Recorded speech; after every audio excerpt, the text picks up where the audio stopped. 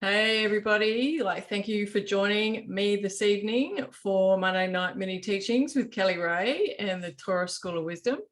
So we got a beautiful special guest this evening who's going to jump in the hot seat, and he's got what I call a fantastic question for me. So I'm going to introduce you to David John, and David is a spiritual medium, and I'm really looking forward to this conversation that we're going to have. So thanks, David, for actually putting your hand up with your question and jumping in the hot seat. I really do appreciate that. So thank you. Do you want to give a little bit of, who you are and what you do and what is the definition of a spiritual medium? Okay, thank you. Metaphysical medium, whatever your words are. Yeah, look, I'm still trying to figure out what to call myself, actually. So yeah, I do a combination of many different types of modalities, all based around psychic work, healing, energy work, whether that's, I'm qualified in many different sort of modalities, but basically what I try to do is to create more space within the person, help them to understand themselves, to support them, to create more clarity, and then in conjunction with them, help them to find more answers within themselves in which they can create better pathways for themselves now, create a better foundation, and also understand how they got to where they got to. So whether that's using working with their subconscious or things through their ancestral lines or past life. I do medium work as well, so quite a bit. We have people that have moved on, that love them, that want to pop through and say a few words of wisdom and say hi, and I'm still here, and I love you, and you're doing well. Some of it's quite interesting what comes through sometimes. They can be quite intense, like, stop stuffing around. What are you doing? Giving you a bit of a metaphysical slap and just helping get the person back on track. And whenever that comes through, it's always done incredibly loving and incredibly supportive in a really beautiful way. So, yeah, quite special. I love what I do. That's really beautiful to actually hear. I love it when I hear that people love what they do, and it actually comes through in every aspect of the way that you actually delivered that message. So thank you for that. So you're in my hot seat now. So I'm actually really quite nervous about this one because I'm like, well, if he taps into spirit, taps into field, oh, I might come up around this. Yeah. And so let's see what happens. So what is your question? I know you texted me something last week, but do you want me to read that question out? Yeah. Let's go with that. I'm sure Okay. it'll lead on to some other things. So. David texted me the question is like, how do I transform from having boundaries to being boundless, practically without being fucked in the transition? So Yes. yeah, cool. Love that. I absolutely love that question. So just so I'm clear, how do I make the transition from being boundaries into being boundless? So is there a specific an event or relation that you perceive that you were fucked over in the past that you have a charge on? Yeah, I'm just trying to narrow it down to which one or which aspect of my life, because it's occurred throughout business, throughout work, working for myself and sort of doing work with other therapists, other energy workers. It's happened in very personal circumstances, romance, relationships. And it's also happened in relation with friendships as well. And the reason why that question came up was because I was watching one of your presentations a couple of weeks ago, and you talked about going from having boundaries to a point where you don't actually need to have boundaries, and being so, or what I got from it was being so incredibly aligned and in tune, and so sort of having so much strength, knowing and wisdom, not just within your heart, but in your mind, right through your body, that you're really able to navigate the things that pop up, whatever that situation may be. And I know at times in my life, you asked me for a specific time, so I'm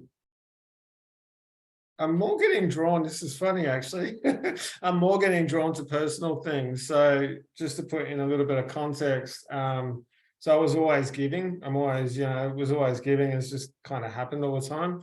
And I realized, one day, I think I was in my 30s or something, that I was always the first person to, if I had $2, I'd give someone $1, or I'd give them the whole $2.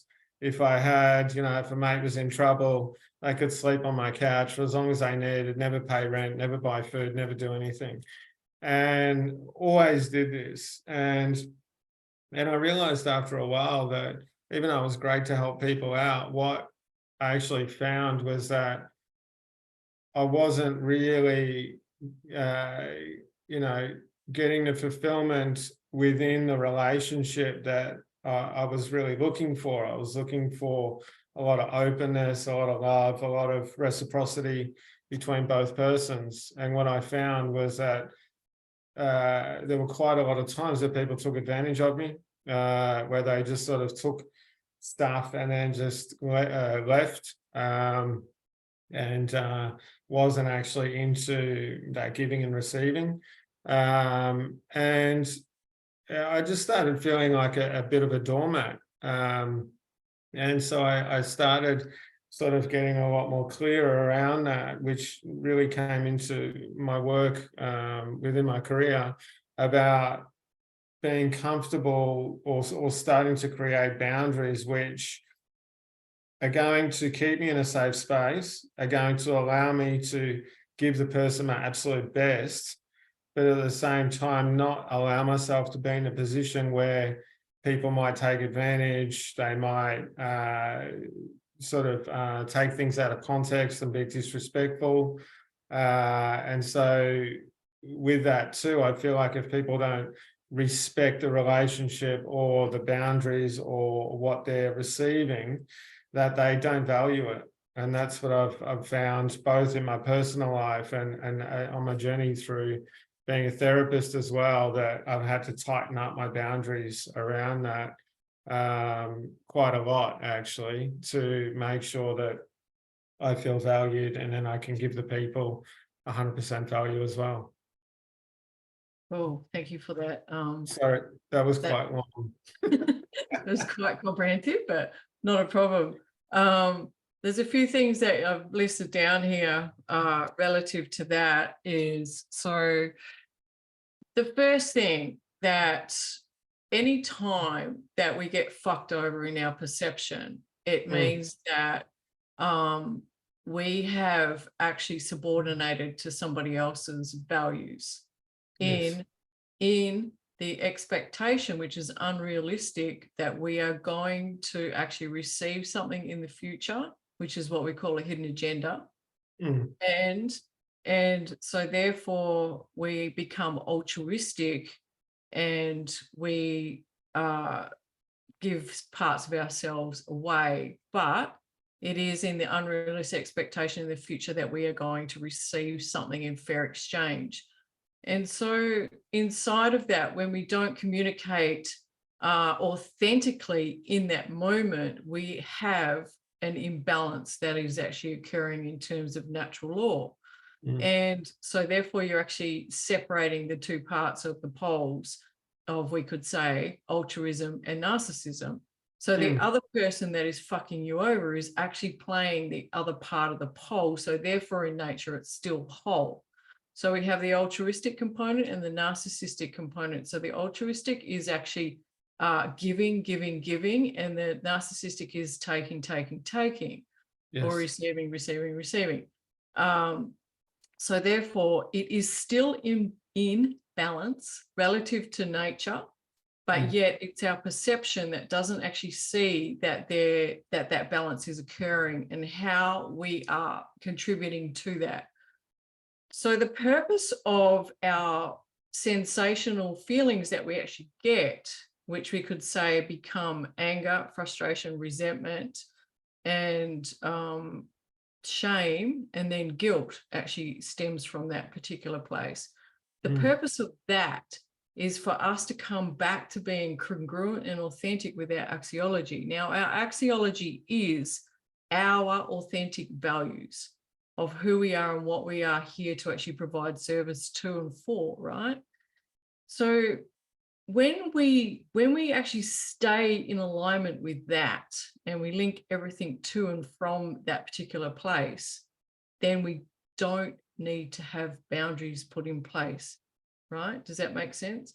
So we come from our own place of balance where we have a combination and we have a synthesized component of altruism and narcissism joined together, because that is what is required for every person on this planet to be able to actually manifest and bring things into creation relative to what their mission and vision or their values are.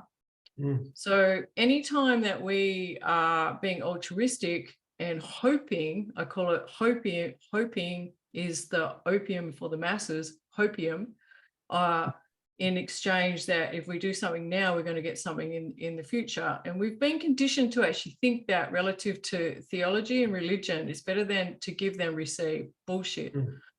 I say bullshit to that. It's better to give and receive at the same time. And it's better there is no better, there is no worse. There is just giving and receiving. And that's fair exchange, what we call non-zero sum gaming. Now, when we're in a place of non-zero sum gaming, we enter into a state of unconditionality. There isn't any conditions on that place. That's where fair exchange occurs. That's equanimity. That's equity between two people or partners, etc. Does that make sense? So yeah. So for me, when I'm teaching this and living this in my life, I always come back to my values. And that's the place that I can be realistic. And that's the place that I can be authentic the most relative to me. And I'm not subordinating to somebody else's value system or projecting my values upon somebody else to actually live inside mine. We have a viewpoint that is, you can say, is equanimous between all other beings as such. That is a place of boundlessness and unconditionality or unconditional love coming from that space there. Anytime I hear the words always or never, that's what I call absolutisms. And absolutisms only play a part in natural law if it's related to nature, like gravity. That's an absolute, right? You fuck with gravity, you fucked. So, but when we start to utilize always or never, this always happens to me and I never get this, then I know that there's a separation in perception and a separation in consciousness to what is actual. So when we first started this conversation here, when I said, the other person who is fucked you over in your perception is just playing the role of what we label today as narcissistic to your altruistic behavior, but it's still a whole. So therefore, it is actually unconditional because it's got the two components or the two particle and antiparticle, which is the basis of all of our makeup in terms of our universal structuring system, from a subatomic particle level. So that's a little deep. I won't go any further into that. Does that make sense, David? Yeah, it does. And it gives me a different framework around that boundlessness, because it was really cool hearing that. And I have noticed over time, it was good to hear about the values and that as well, because I have noticed that the more that I live within what is correct for me, regardless of anything, the more I feel good about what happens, what I've accomplished, what doesn't happen. So there's this sort of grounding and structure and center within myself that doesn't really waver. I still feel good regardless of what the outcome can be. But it's just really interesting hearing you talk about this and talk about boundlessness, because one of my guides has told me numerous times about really living within your truth and living within this sort of alignment within yourself, in which you can be truly, well, he talks about it in ways of like truly finding self, about becoming one, about being able to really understand what's actually going on. And it's interesting that you said this stuff about boundlessness, because what I heard too was that it's not so much that you're creating specific boundaries for specific areas in your life. So I found that that's one thing I've had to do as well, because I actually grew up with no boundaries. So I had to sort of learn what they were first and then started implementing them in different areas of my life. But I found that there was different boundaries in different areas. But what you're talking about is like having such a strength and such a beauty within yourself, and to know yourself at such a deep level that you just embody all of these boundaries. You embody that sort of love and that respect. So you're always in alignment with what is going on or what you're doing.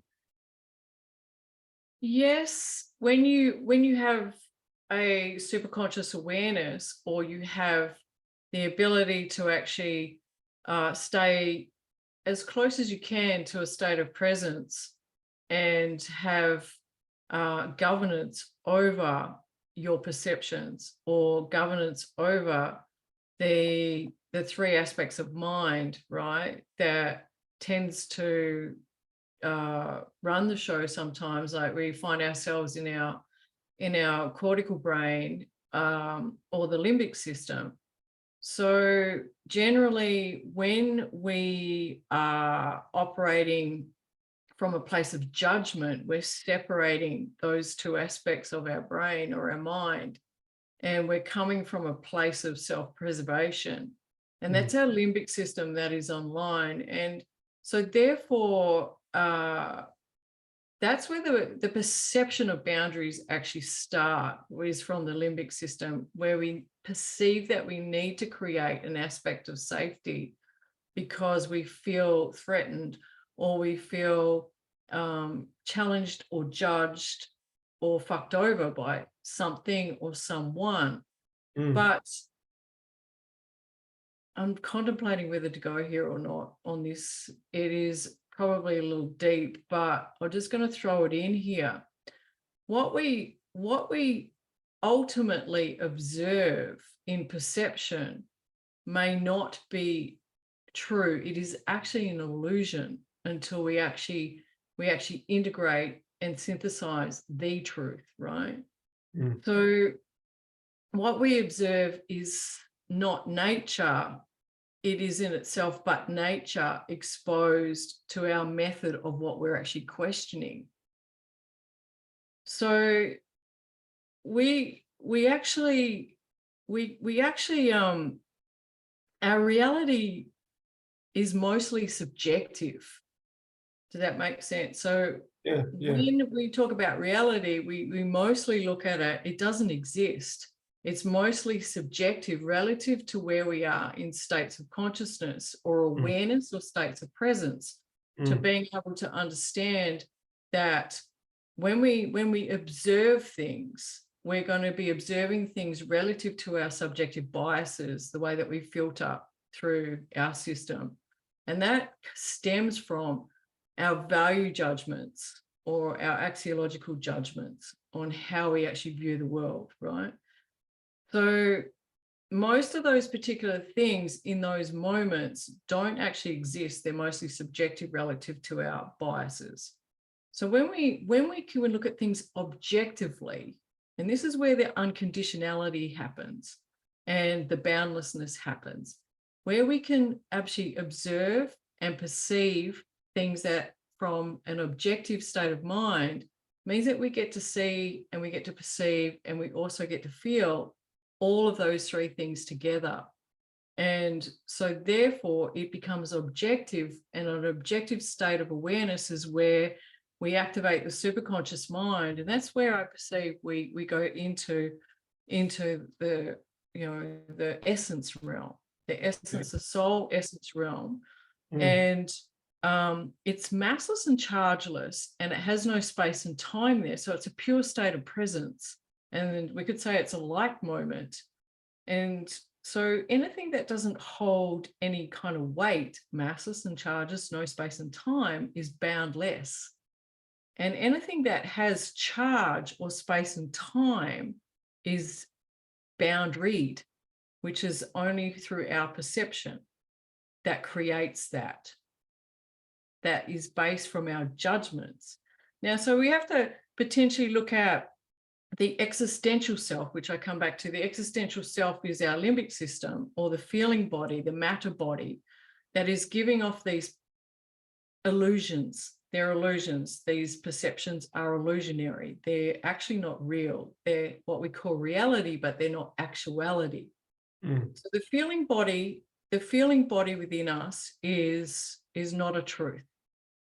And so when we can actually integrate into the unconscious, the subconscious, the conscious, into the superconscious, then we come into a place of what we call actuality, and we have a higher state of awareness, and we're able to observe things at all scales of existence at once. And that's the boundless state. And that's what I call unconditional love when we get to that point, right? We see all things as they are, but not what you perceive they are or what you perceive they should be as well. Yeah. It's actuality that is actually occurring. Does that make sense? So if we look at the conditionality, what creates conditions is our mind and our perceptions relative to our subjective biases, which we could say have been formed or come from conditioning, from past experiences or past life experiences, etc., throughout time and space, right? But then when we can look at the existential components of the human that feels the need to create boundaries because of what you touched on, is the perception of pain associated in the future, right? So that's where fear comes from. Like fear is simply the perception that you're going to experience more pain in the future than pleasure.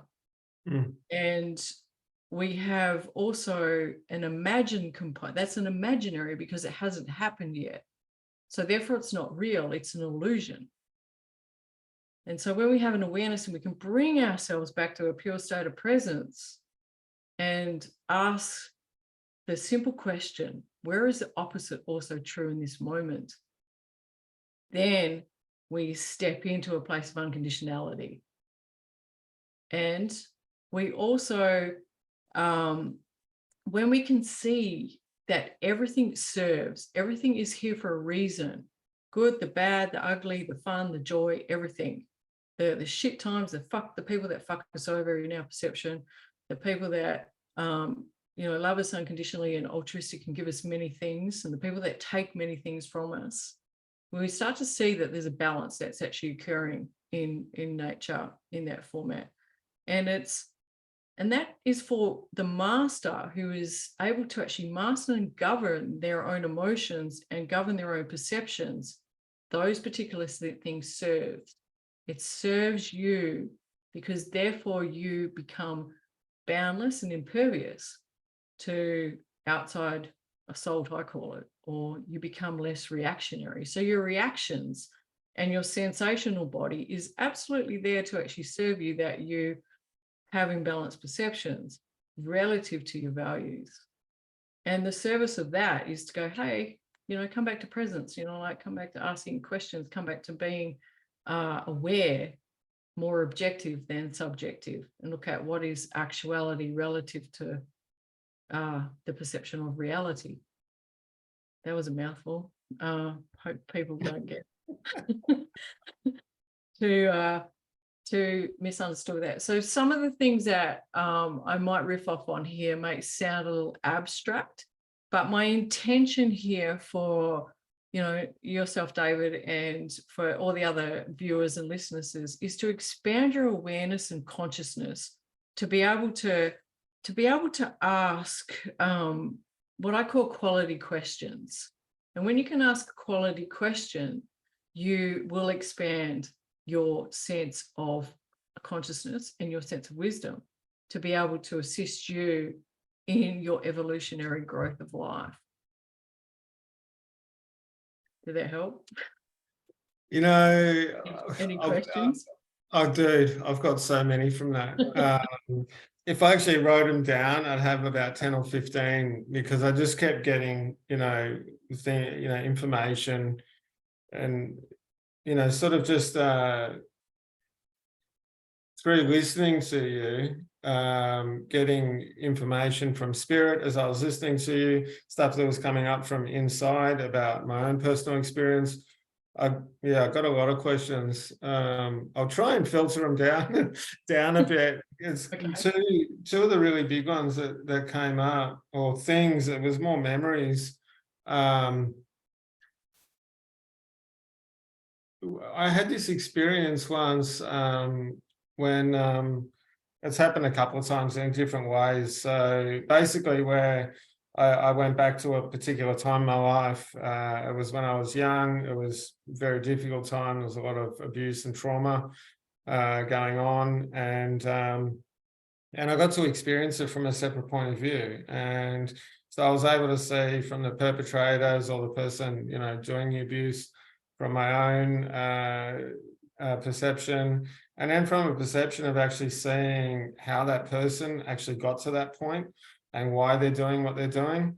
And the kind of like complete shitstorm that they were in because they were really not in a centered state, very, sort of confused, very out of alignment. And coming out of that and then sort of really having an understanding of, okay, why this person did it, how they got there, why it happened, what happened with me, what were the repercussions, what has it done throughout my life, how's it served me? And then really looking at sort of seeing it from more of a, you could say a higher position, or you could say just a more learned position, or more wise position in which you can really see things from much more of a holistic way. And you had a lot more able to understand exactly the beauty in the trauma and the actual sort of the gifts that those traumatic events, because they affected me quite significantly for quite a long time, what they actually did for me. And when I was able to see that from that high perspective or that wise perspective, that I could understand, that the information that I got and the place that I got to wouldn't have happened without that occurring. But I had to go through all of the pain, the victim, the fuck you, the fuck them, everything was fucked. I had to go through all the grief, the trauma, the anger, the everything to get to that point where I could look at it from a different perspective. And it's interesting with my work because when I work with people, I do a lot of work in trauma. Seeing that the information from spirit, seeing it from their point of view, seeing it from where I'm actually getting intellectually, and then pulling myself out and seeing it from a higher perspective as well, and then trying to help the person understand and work through that in a way which is going to help them right in that time. But it's that thing about, if you talked about the limbic brain and the higher brain. You know, if someone that isn't able to purge and go through all the angst and the anger and the fuck off and all the rest of it, you know, it's actually part of that process to get to that point where they can see from a different perspective. I'd like your thoughts about on that. Okay. The perception of trauma is just a label that, you know, we've been given today to be able to give meaning to a multitude of different you know, experiences. So to me, it's an overarching label that covers, you know, a multitude of different experiences that people might label as trauma or traumatic events. And so the way that I like to actually work with that is to get really specific inside of what we label as trauma. Like I would ask a specific question, like what specifically are you labeling that was a traumatic event? And I would get their actual, what I call syntax. I would pull out all the syntax in that specific event, and I would find the most traumatic moment that you have a polarization to. And in that moment, then I would find all of the opposites. And you said it beautifully, because you said it absolutely beautifully. It's almost like you became an observer to what was occurring inside of the physical body, or the physical, you know, meat suit as you. And so there was a separation that occurs there, and nature has designed that, which is still a pair of opposites, to actually we can be able to experience these particular things, but we are conditioned to believe that trauma is bad, that we shouldn't have any pain, and you know, it is something that nobody should ever experience. Well, I think that's bullshit, because just about every single day of our life is traumatic in some form. You know, like you had to come out of your mum's vagina, and that was bloody traumatic for her and you. So it starts at the moment that you take your first breath.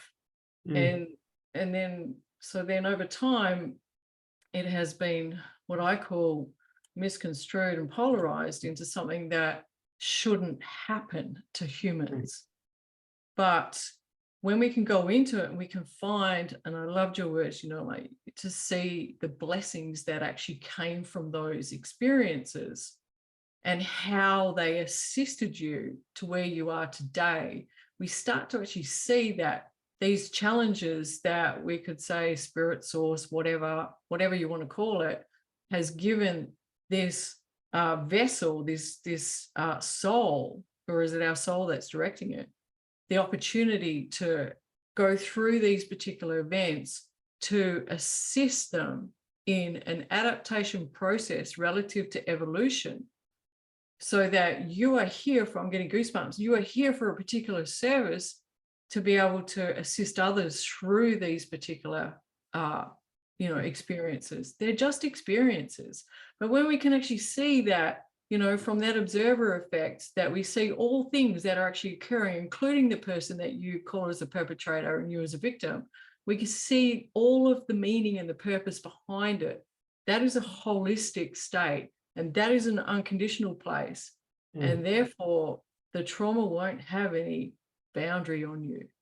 And you start to step into the place of unconditional love for anything and everything that occurs in your existence,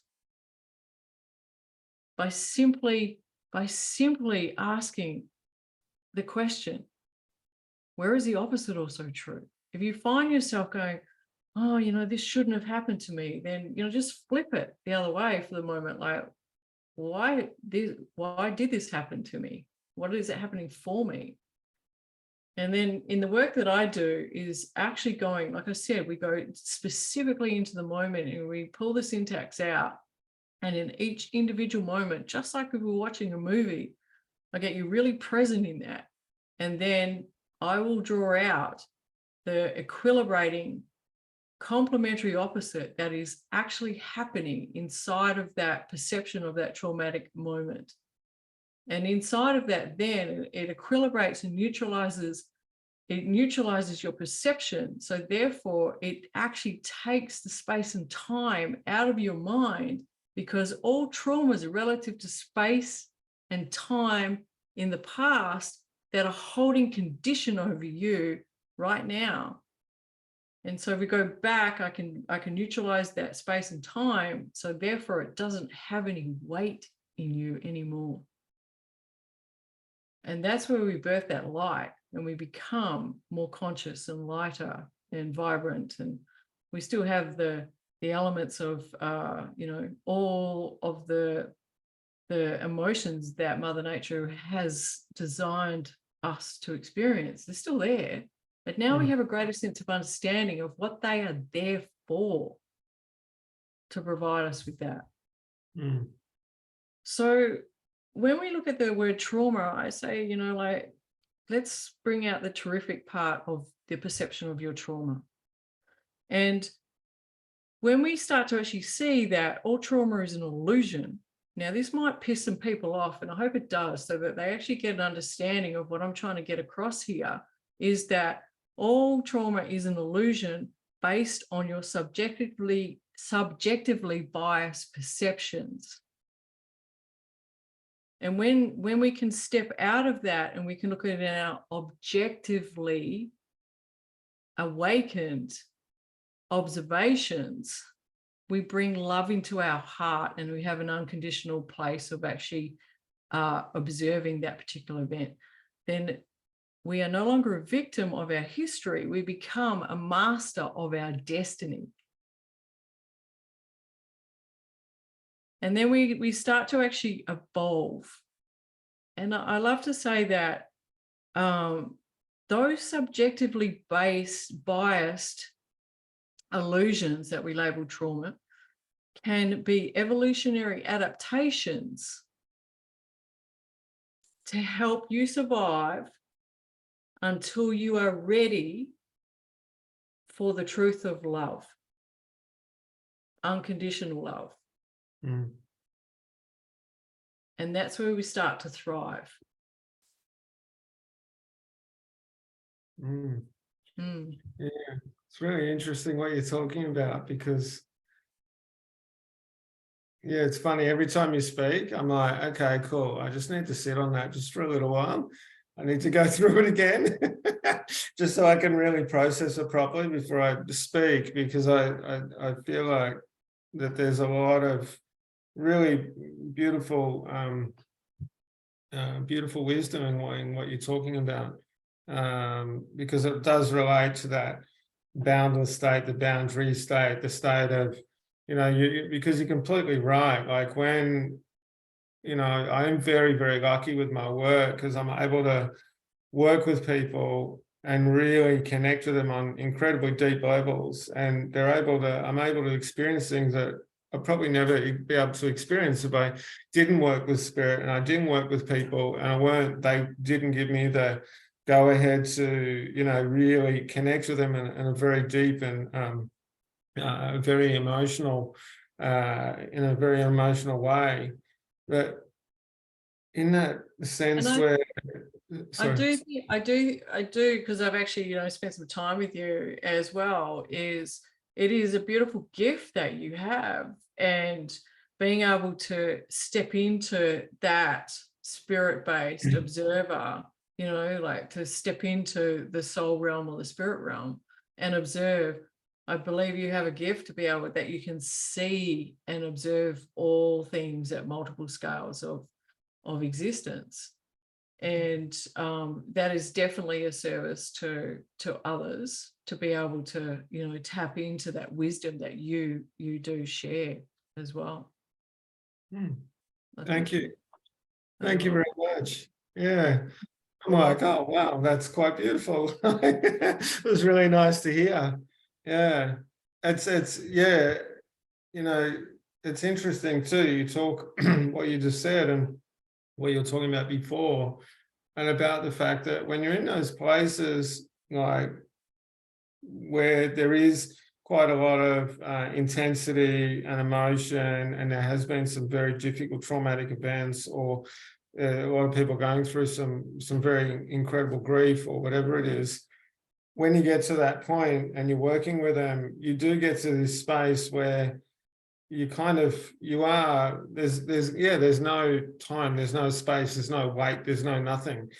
And, and being able to transfer that to the person and to help them to feel that and to see it and embrace it, and able for them to, almost kind of be able to, not to be able to really work through things or look through things in a very clear way, to be able to see what's on the other side, and really see that beauty and the gift that they're getting through that. But then at the same time, kind of like, what was I going to say?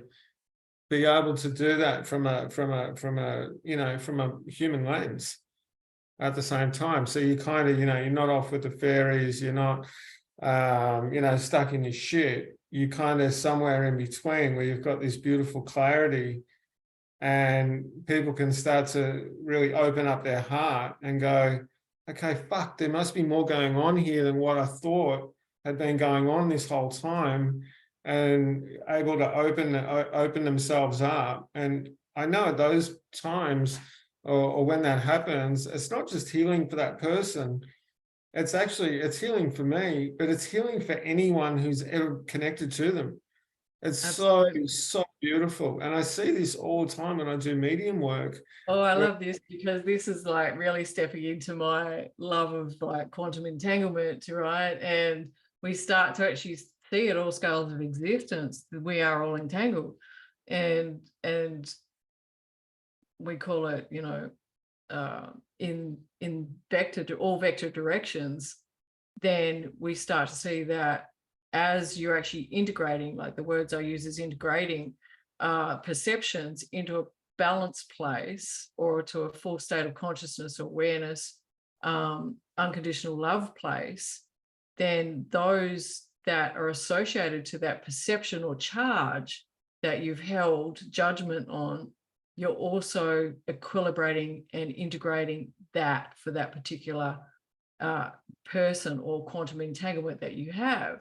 So the more that we actually do the work, like on ourselves, in coming to a place of unconditional love and gratitude for all that is every day, and we're working on having a greater sense of awareness to our subjective biases, we are healing the field. We're healing the field of humanity. We're healing the hearts of humanity, and we're healing the hearts of the universe as well. So I absolutely love that last part. So thank you for bringing that in. Yeah, my pleasure. Yeah, it's quite amazing when sometimes when you're working with somebody, and that could be, their mother, their father, their partner, whoever it is, it's moved on. And even before they speak, sometimes the person's like, okay, yeah, cool, boy, just doing their thing. All of a sudden, bang, they'll just burst into tears, flat out, and just cry like amazing, like just massively. And once they sort of, the tears start slowing down a bit, they look at you and I go, oh, I was just about to tell you. And they go, I could feel it. I could feel what they were about to say. And I usually burst into tears, because I can feel so much love pouring through me to the person and what's going on. And it's that thing where the connection or the healing that the person's experiencing that I'm working with is actually going on for the person that's passed over. And then that, it really ripples out into people that they have had connections with, people that they may have never seen again. It becomes this kind of incredible kind of wobble that runs through sort of all aspects of their time, their consciousness, their connection. And anyone, my guides always say, look, anyone that wants to catch a ride on that, they can. It's up to them. It's about free will, and it's about when that kind of love has exploded in such a pure and beautiful way, and that healing has been created. Anyone who wants to can get that healing as well. It's really up to them, but it's free choice. And that's why they say, yeah, you can catch a wave or you can't, or you're going to miss it, man. It's like, it's completely up to you. So you can get incredible just from that one person doing that thing, people that moved on get the healing, the people around them get the healing. I've even seen people later and they go, oh my God, you know, my friend rang me up and she just all of a sudden had this thing where she felt better and was talking to me about it. She goes, yeah, I don't know what's going on. I had this big cry and all of a sudden I feel better. And, you know, and I'll be working with them the next week and I'll be like, did you ask them? Was it around that time that happened? And they're like, yeah, it was within, you know, not specifically right that time, but within a particular time frame. Wasn't too far from there. So Well, it really, is when we look at it, there is no time. Time is an illusion. It's only a construct of man that has created time, right? So we could say in the moment that person is actually like connected and actually felt that through the quantum field. And relative to the distortions that may be, you know, on the way for that to happen, there isn't really any time. But I just want to come back to because of your ability to be able to tap into those that have passed over, and that demonstrates to me that the universe is boundless, right? And so inside of that, we really are boundless in every form. That I like to use the word that nothing ever dies, it just changes form. And energy cannot be created nor destroyed. And so therefore we start to really look at the construct of boundlessness is energy. And what are we made up of? We are all energy at all scales of existence. And so, and the demonstration of the perception of somebody passing over, to me, really does demonstrate boundlessness at its primordial form. So thank you for jumping on and allowing me to answer your questions. And if you I'm sure you will, by watching this back, to probably have a few more questions. So if you want to actually send them through or jump on again, I'll be happy to actually dive deeper into the construct of that which has arisen, questions out of here. And anybody else who is actually watching this on the recording, if you do have any questions relative to any part of this, please either send us a DM if you're watching this on socials, or like jump in through any of our contact forms in the, you know, you'll find them in our link tree bios on socials, how you can actually send us a message. And if you also would want to go deeper into understanding how to get to a place of unconditional love and full integration so that you can open your heart into a pure state of gratitude, if you in your perception are experiencing any form of trauma or resentment or anger that you feel that has created a boundary upon you or for you in some form, you know, also to reach out to us, and we can poke you in a direction of the multiple different ways that you can actually work with myself, and also the courses that we do have too as well. And if anything resonated with you relative to like Dave in his mediumship and the work that he does too as well, like he's in the group here, you can connect with him directly. Or if you're watching this on other mediums, just shoot us a message and I'll send you through his contact details if you'd like to have a reading with him, to be able to tap into the boundless forms of other people that may have passed over for you. Highly recommend it. So thanks, Dave, for having the time to come on and share and ask these particular questions. I really do appreciate it. So thank you. Thank you so much. I could have talked for another hour to you. I had so much more things I wanted to talk about, but I want to thank you very much for having me on. It's been incredible. Love the show and love listening to all the things that you come up with. And yeah, it's been just a really beautiful experience. And thank you. Thank you so much.